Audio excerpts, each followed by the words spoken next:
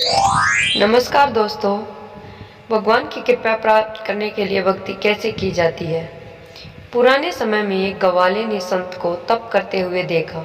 संत ने बताया ऐसा करने से भगवान के दर्शन होते हैं।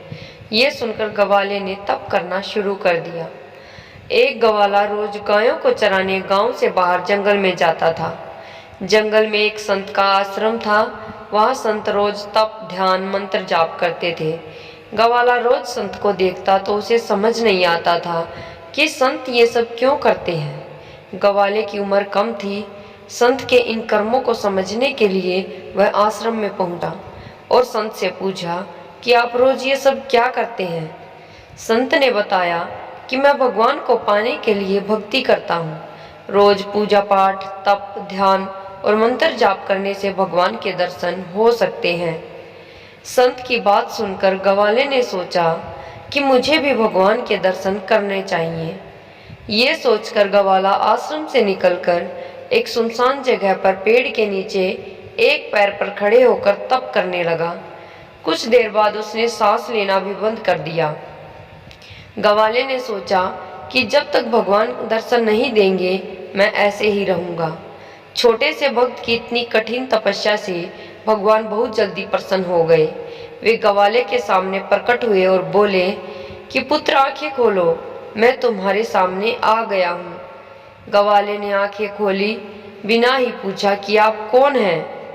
भगवान बोले कि मैं वही ईश्वर हूँ जिसके दर्शन के लिए तुम तप कर रहे हो। ये सुनकर ग्वाले ने आंख खोल ली, लेकिन उसने ईश्वर को कभी देखा नहीं था। वह सोचने लगा कि क्या ये वो भगवान है। सच जानने के लिए उसने भगवान को एक पेड़ के साथ रस्सी से बांध दिया। भगवान भी भक्तों के हाथों बंध गए। ग्वाला तुरंत दौड़कर उस संत के आश्रम में पहुंच गया और पूरी बात बता दी। संत ये सब सुनकर हैरान थे। वे भी तुरंत ही ग्वाले के साथ उस जगह पर पहुंच गए। संत उस पेड़ के पास पहुंचे तो वह कोई दिखाई नहीं दिया। भगवान सिर्फ ग्वाले को दिखाई दे रहे थे। संत ने बताया कि मुझे तो यहाँ कोई दिखाई नहीं दे रहा। तो ग्वाले ने भगवान से इसकी वजह पूछी।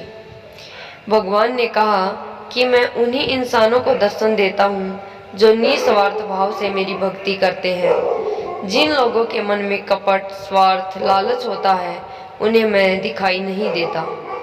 इससे हमें यही सीख मिलती है दोस्तों, जो लोग भगवान की भक्ति निजी स्वार्थ की वजह से करते हैं उन्हें भगवान की कृपा नहीं मिल पाती। निस्वार्थ भाव से की गई भक्ति ही सफल होती है। धन्यवाद दोस्तों। मेरी कहानी अच्छी लगे तो लाइक शेयर सब्सक्राइब ज़रूर करना और आगे आपके लिए ऐसी अच्छी वीडियो